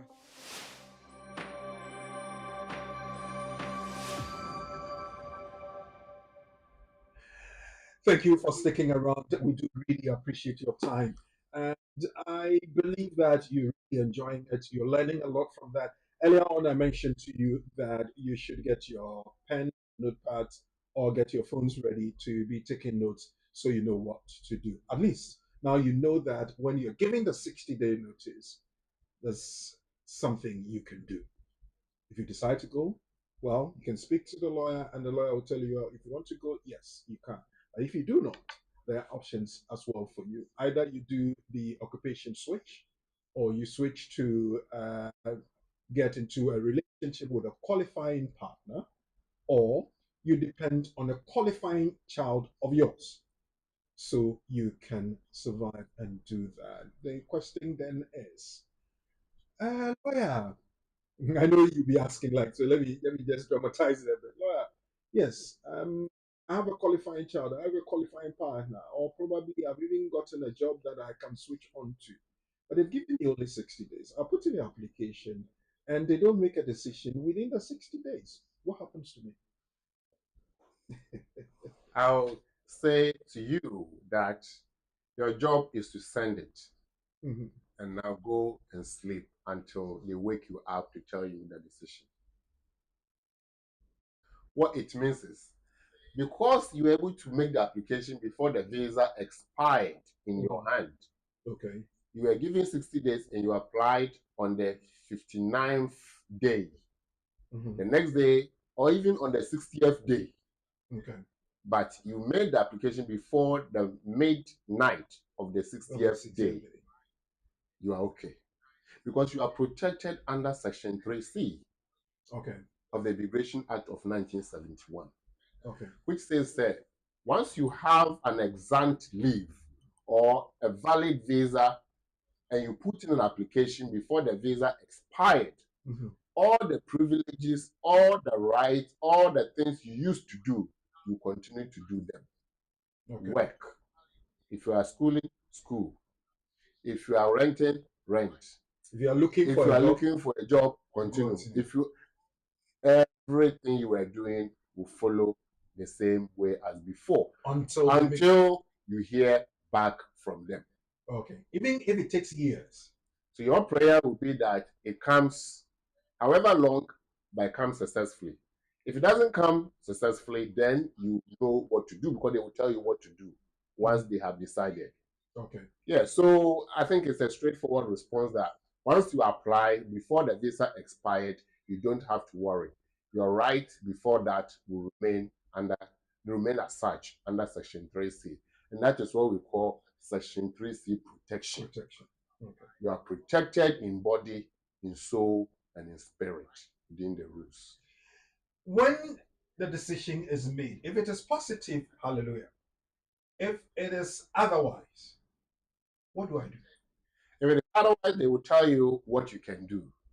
Because this is potentially a human rights application or potentially a work application, because you follow the rules. If it is work application, you'll be given administrative review option or remedy. If it is under human right, Appendix F and parent or partner, you'll be given right of appeal and you can go to court and appeal the decision. Because if they say no, they will tell you why. Either they will say, we don't believe the relationship is genuine, or we don't believe the relationship is ongoing. Okay. Then you can challenge them that, what do you mean by it's not ongoing? What do you mean by it's not a relationship? I'm not the one who registered the relationship. My country says X, Y, Z. Yes, I didn't go to my country to marry physically, but my country laws tell me that if my parent or family members are able to, with my consent, approve of the relationship and contract the marriage, and I follow the rules to register my marriage, the marriage is valid in that country. And if the marriage is valid, then it's not even a matter of whether it's valid in the UK. UK must accept. Because it's valid. Because it's valid there. And these are sovereign countries. So I don't have to do it the way it is done in the UK. That is how it is done there. And so long as it is valid, you must accept it. Okay. Well, folks, if you it's interesting. If you have any question, if you have any concerns, whether it's about the topic that we have discussed this afternoon or any other immigration or legal question, Lawyer Charles Osma is here. BWF Solicitors is ready to help you find answers to them. So you can call 0208 493 7345 or send a text 073 468 or leave them in the comment section down below, either on Facebook or YouTube at BWF Solicitors and at BWTV UK. Obayo says, good afternoon, lawyer. Is it possible to apply for indefinite leave to remain after 2.5 years of spousal visa? Obayo, lawyer is here to answer. Oh boy, oh boy. I'm not sure where you got the knowledge for this particular information you are sharing with us. But it's a question, so we'll endeavor to respond. Is it possible to apply for indefinite leave to remain after 2.5 years of spouse visa? No, it is not possible to apply for indefinite leave to remain just after 2.5. It must be after 5 years. Okay. Well, thank you very much. Somebody's decided to call on the mobile phone here, 0739920848. We will definitely pick up that call. Hello. Hello. Pacho Midide Mamea. Yes, Mamea. Nam Pacho Mea British. Na meko Juni September ya. Na namase umpese kamiko family kunu ifri Ghana eba. Now, me nam pese mi busa say financial requirements no. Say ni city. So you are a British citizen. You want to bring your spouse from Ghana. Yeah. How did you acquire your British citizenship? You went through the naturalization and you now have your passport. Is that what you're talking about? Yeah, I've now got British passport almost a year ago. Okay, and your partner is outside of the UK. You want to bring your partner into the country to live with you? Yeah, he's in Ghana. Okay, yeah. Yeah, I've now got British passport almost a year ago. Oh, okay. The partner is outside of listen to us on the phone, not on your radio, if it's possible. Okay. Yeah, so lower your laptop, computer, iPad, whatever, and listen to me on your phone. Okay. Okay. Lower the listen to us on the phone, not on your radio. Yeah, lower. Hello, mommy. Hello. How are you? I'm good. A very good afternoon. Good afternoon. Good. Congratulations. Thank you. When did you marry Daddy? This year February, I went to Ghana and we had the Ghana ceremony stuff. So I've had the KMA married and stuff in Ghana February. Good. So you have started. What is it, the green one or the white one? It's the green one. You are okay. The green one. That's ordinance. So that's fine. Now, what do you do in the UK? Work-wise? Yeah, I do work as a support worker and one of the NHS trusts. Fantastic. And I'm trained to start uni this coming September, like next month, September. Very good.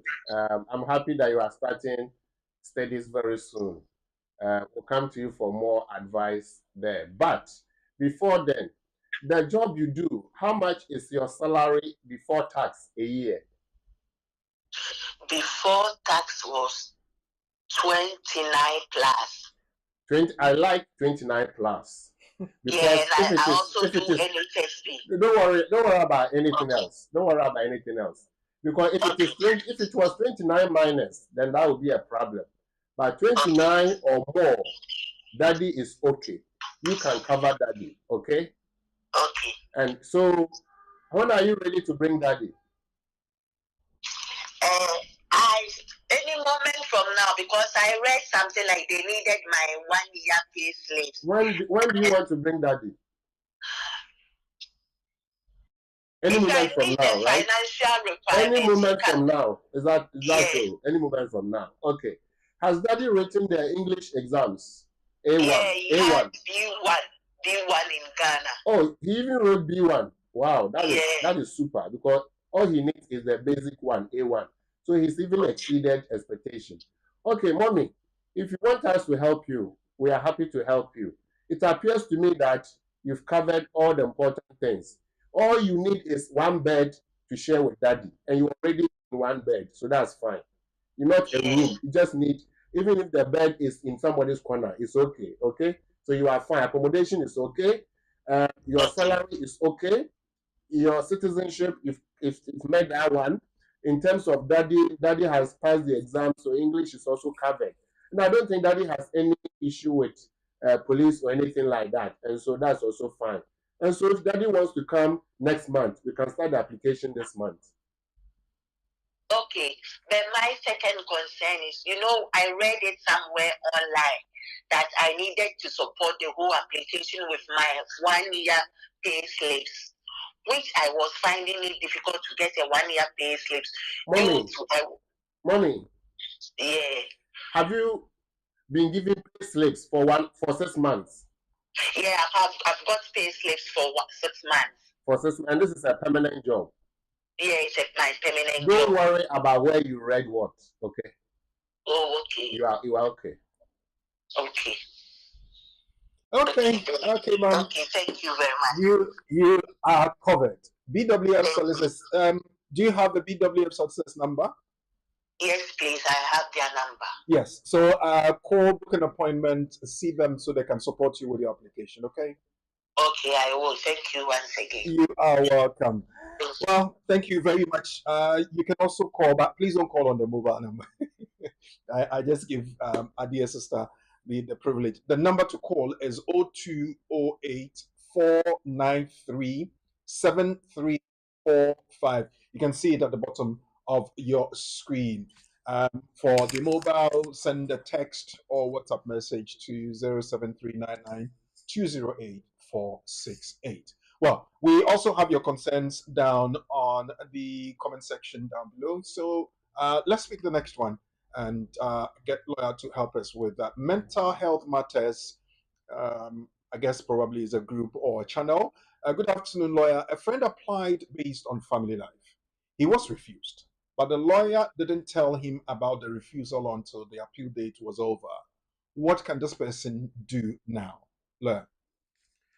All right. So under the first year procedure rules, 2014, the rules say that, or part of the rules say that, to bring an application for appeal, it must be within 14 days if the applicant is in the UK, or 28 days if the applicant is outside the UK. I don't know whether that person is inside or outside, but it doesn't matter. Since they know that the time is gone, it means they know that they are late. The rules say that if you are late, you must provide reason why you did not make the application in time. And it appears to me that they got the message late. I don't know when they became aware. And they became aware yesterday. Why have they not taken action yesterday? If there's another reason why they are second late, because the lawyer caused the first lateness. And when they became aware, they have also not responded. If there's good reason, then what we are going to do, what you have to do, or what your lawyer will have to do, is to make the appeal application but add extension of time to appeal. There's a case called Onowu. Onowu, the main principle there is that if the failure is not that serious, and if the person has good reason for failing to make the application in time, then the court should consider. And therefore, under Rule 2 of the tribunal rules, what we call overriding principle, and Rule 4, case management powers of the court may consider to accept your late appeal application to be able to give you the remedy you are seeking, since you cannot do anything apart from appealing. So you need evidence supporting the reason why you are late and still make the application for the appeal. But make sure you do it immediately, because further lateness will make the case worse. Further lateness will make the case worse. Yes, don't delay. If you need help, speak to BWF solicitors, as I always say. Let's take the next one. My name is Francis Chairman. I would like to book an appointment with you on Friday, if that's okay. And kindly let me know how much you charge for consultation on immigration status and matters, so to speak. Lawyer. Right. Yes, it is okay if you want to book an appointment. Consultation fee for immigration matters is £60. So kindly let me know how much we've covered that. So we've answered all the questions, right? Yes. Yes. So Francis, that is that. So Francis, thank you for reaching out. Yes, call 0208 493 7340 to book an appointment, and you will be assigned to a very competent person to help you. Dependent visa has been cancelled and 60 days is given. Can I marry someone with settlement in the UK as my new partner is settled in the UK? I think it's something we touched on, Michael. Okay, so let's take it again, please. Yeah. Okay, so dependent visa has been cancelled. Okay, 60 days, all right, it's given. Can I marry someone with settlement as my new partner is settled? Okay, all right. So if the rules are, if you meet the rules, one, that you and your previous partner are divorced. Two, evidence that you are married to the new partner, and that it's not just about you marrying the person, but it's a genuine and subsistent relationship. You have evidence to support the fact that the relationship is ongoing and you intend to have a family life together as husband and wife, then yes, you'll be able to apply, but you have to make sure that you tick all the boxes. It's a list of things that you need to follow through. So we are happy to listen to you further and to guide you through. BWF solicitors, I'll repeat the number 0208 493 7340. And if you want to call into the studio, into the program, 0208 493 7345. Your text and WhatsApp messages also on 07399208 468. Next one, let's see what else we have. If you're going to do, I applied for my newborn British passport. I post my EU documents to them. They emailed me that they have received, but later emailed that they can't find it. What should I do? Oh gosh. Right. I hope it's not missing. Yeah, so if I'm happy to hear that they confirmed receipt. So email them to say, so what do we do now that you can't find them? Then they will tell you what you have to do. Obviously, if it's something, if you sent a copy, fine. I don't know whether you sent your European passport or a copy of it. If it's a copy, you have the original, so that's not a big deal. You can always send them back.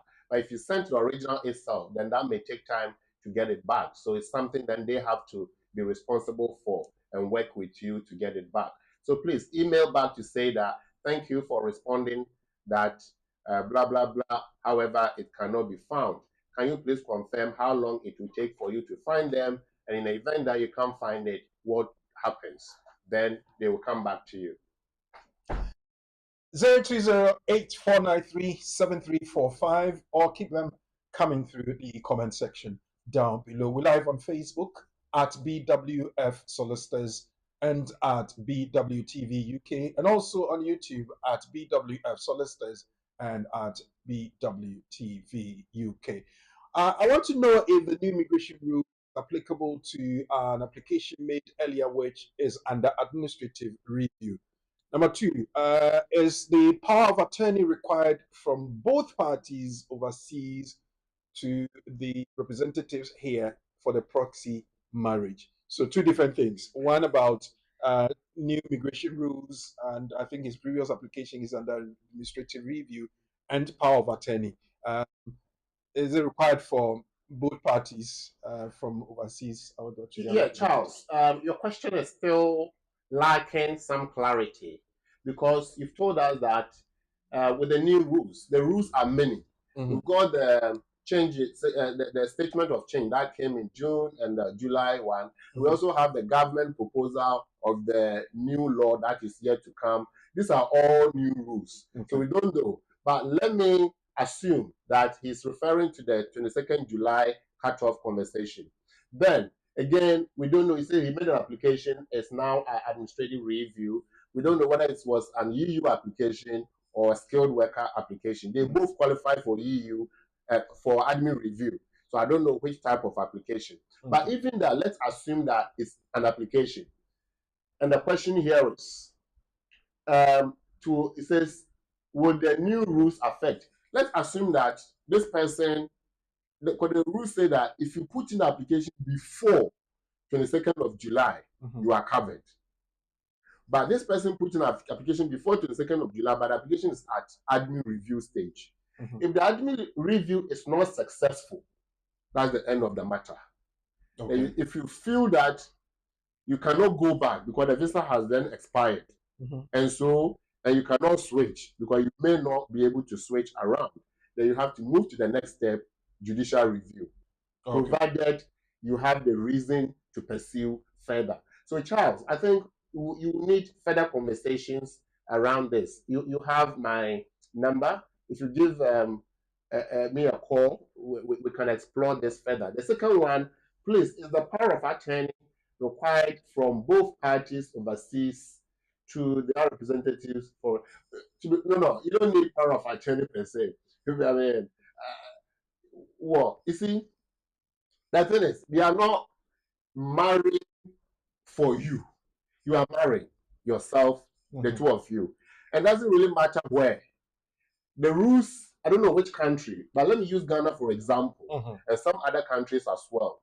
The rules say that if you are at sea with your lover, and it's going to take you the next 6 months to finish sailing, provided the two of you have agreed at sea that you want to marry, send a message to families home.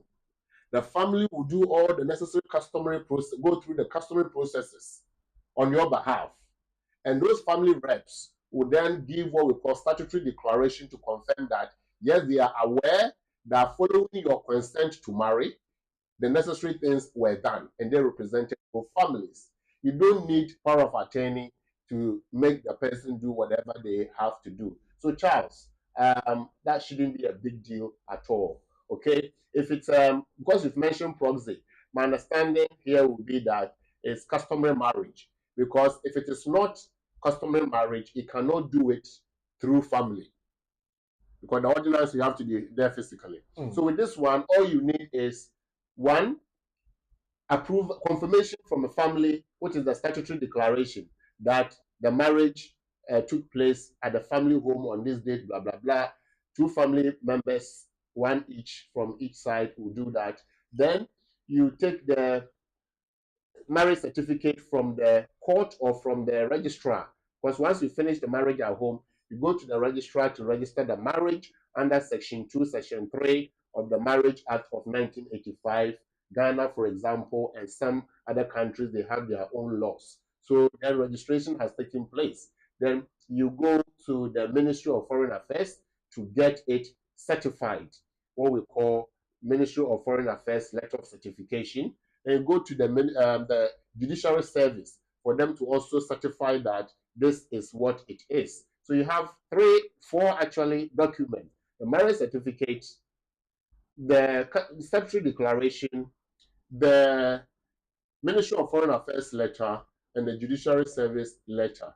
The rest will be what actually happened. That will be photos at the engagement, family there, and photos of the two of you here celebrating your love together, because you are the main individual parties. That is all you need, Charles. That's all Charles needs, and that brings us to the point where we will be looking at our nuggets quickly again, and then come to pick up a few more of your questions, because I'll be asking you a question on that. If you were not already here on a care visa by 22nd of July 2025, you cannot switch to a care visa unless you work for the sponsor for 3 months and made your application before 22nd July 2025. While new application have been halted since 22nd July 2025, transitional provisions have been in place. Those already in the UK on a care worker or senior care worker visa can apply to extend their stay or switch employers until the 22nd of July 2028.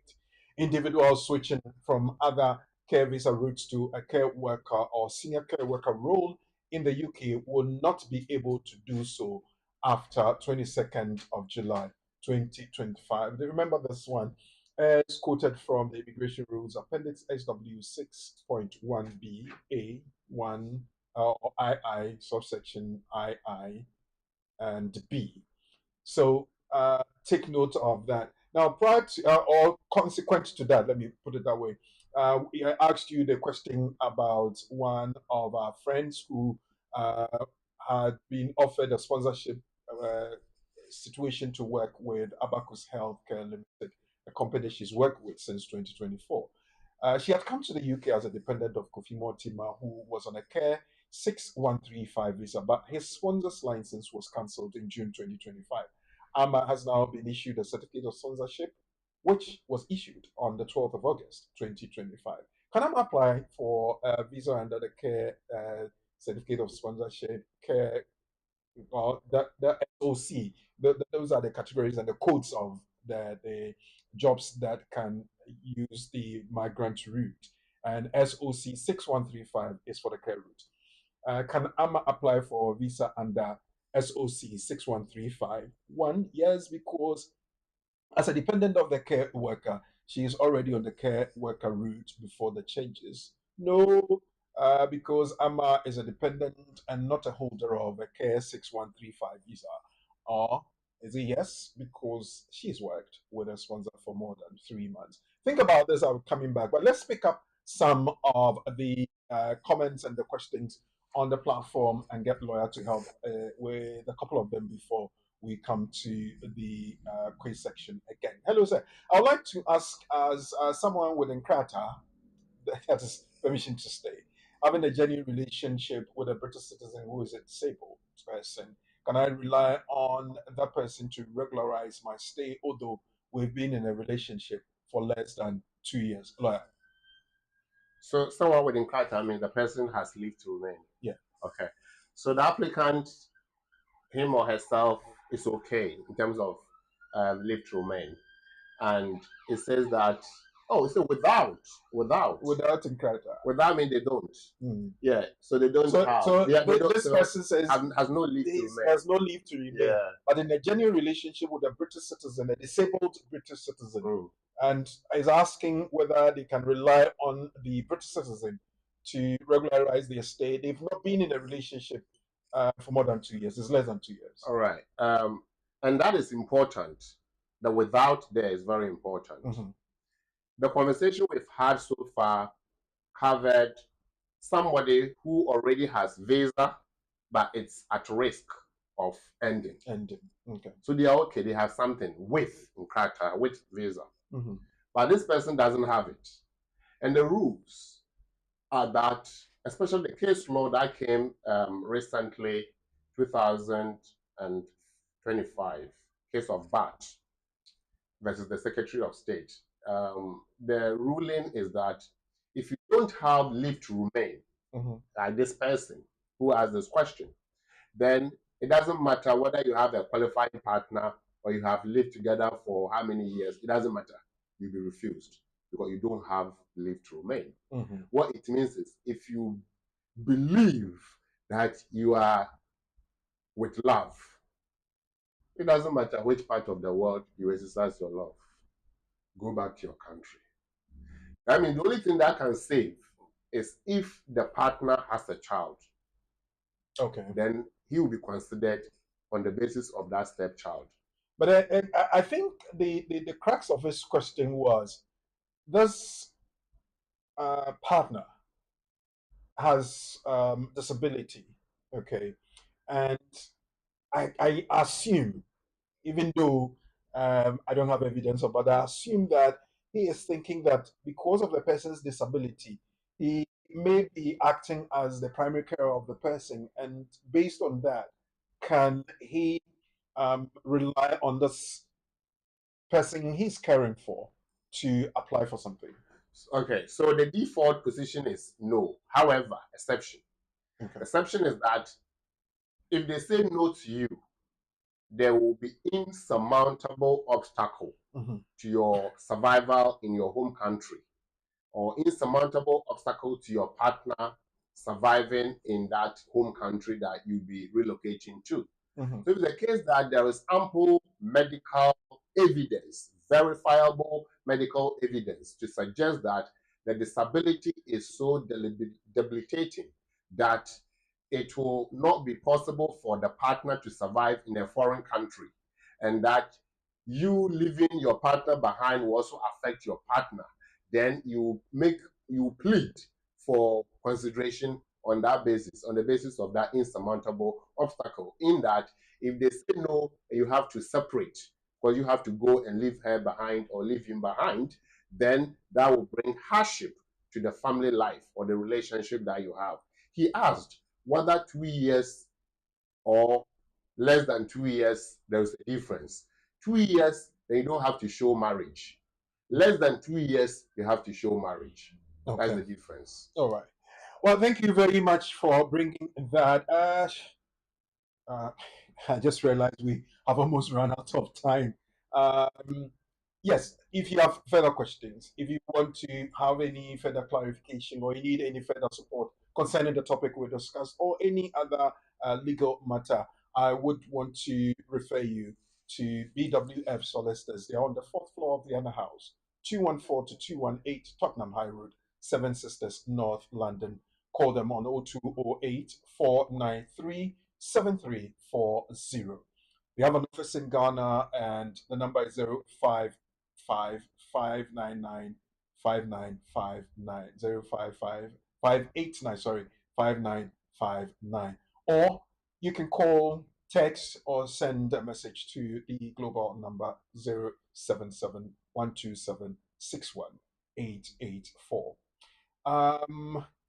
Yes, I asked you to look at this situation for me, and I'm going to solicit for your answers shortly. Amma Brown is being offered a sponsorship to work with Abacus Health Care Limited, a company she's worked with since 2024. She'd come to the UK as a dependent of Kofi Mortimer, who was on a Care 6135 visa, but his sponsorship license was cancelled in June 2025. Amma is now being issued a certificate of sponsorship, which was issued on the 12th of August 2025. My question is, can Amma apply for a visa under 6135? Yes, because as a dependent of a care worker, she is already on the care worker route before the changes. Or is it no, because Amma is a dependent and not a holder of Care 6135 visa? Or 3 years, because she's worked with a sponsor for more than 3 months. Well, I am going to signpost you to our social media platforms and the handles again. And when we come back, I'll pick your answers.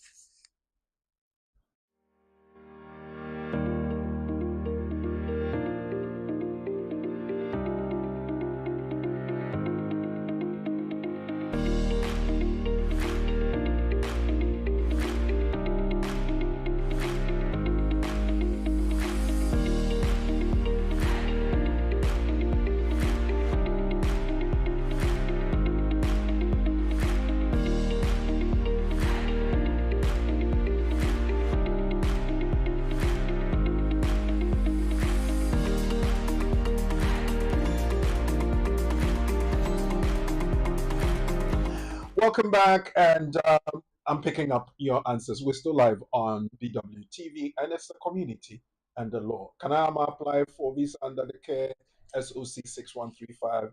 Angela Kusi says no, because Amma is a dependent and not a holder of Care 6135 visa. Sandra thinks it's number one. Yes, because as a dependent of a care worker, she is already on the care route before the changes. Gabi Otri says number one. Yes, because as a dependent of a care worker, she is already on the route before the changes. Emmanuel AJ thinks no, because Amma is a dependent and not a holder of Care 6135 visa. Lydia Nani, I believe. Lydia, be sure which one is which. because as a dependent of a care worker, she's already on the route before the changes. Thank you, Lydia. Let's go to, sorry about that. Sheila. Sheila says number one. Okay, thank you, Sheila. Let's go to the next one. Chris Ajimai thinks it's number two because Amma is a dependent and not a holder of a care 6135 visa. She cannot apply for the visa under that rule. Okay, let's see who else has an answer for us. Philip Yabua says number three, because she has worked with a sponsor for more than 3 months, she can make an application under 6135. Stephen Appel also thinks same. Yes, she can. Okay, now let's go on to Justice Watson. Justice Watson also thinks that she's worked with a sponsor for more than 3 months, so she can make an application under SOC 6135. Tilly Duma, Tilly says no because Amma is a dependent and not a holder of 6135 visa. Right, thank you, Ginny. Next we have Philip Yabua. Filippo says yes because she's worked with her sponsor for more than 3 months. I think we'll take one more and then ask lawyer to help us. Justice Boateng says yes because she's worked with a sponsor for more than 3 months. Lawyer Asma, 3, 2, 1, which? All right, so let's identify the key facts from our client. Our client is Amma. Okay. Amma has gotten a sponsorship certificate, but 2nd of August. 12th of August. Oh, 12th of August. All right, that's point one to note. Okay. Amma is not a skilled worker, but a dependent of a skilled worker. All right. Whose license has been cancelled? So even that, it doesn't matter what has happened to the main person. Okay. She says the dependent. A dependent, okay. Then we also know that Amma has been lucky to have been working for this employer that has finally considered her. And the person, so Amma has been there for more than 3 months. Now let's look at the nugget and link. Then we'll get the answer from there. All right. So let's go back to the nugget. Yes. If you were not already here on a care visa by 22nd July 2025, you cannot switch to a care visa. Full stop. Was Amma here on a skilled worker by this date? She wasn't. She wasn't. She was here as a dependent, not as a skilled worker. So she cannot switch. Okay. Then we go to the second part of that sentence, which can favor Amma if she qualifies. It says unless you worked for the sponsor for 3 months. So Amma 3 months. That one ticked. Okay. And made your application before. Is it and or or? It's and. That means plus, not slash. Okay. Plus. 2 together. So Amma, yes, 3 months ticked. The second part, but she must qualify the second part. What's the second part? And made the application before. When did she make the application? She made after. And she qualified? No. She came as a dependent and she hasn't met the unless rules. So no. The way lawyer has gone about it reminds me back in Ghana when there were lotto forecasters. Is it one and the counterpart of this? Yes. If no, 2. Well, as Leah said, the answer to this week's test is number 2. As of July 22, 2025, a new restriction has been introduced for skilled worker applicants who want to switch into the care sector, that is 6135 and 6136, care workers and home carers from within the UK. So, Amma, no, you can't.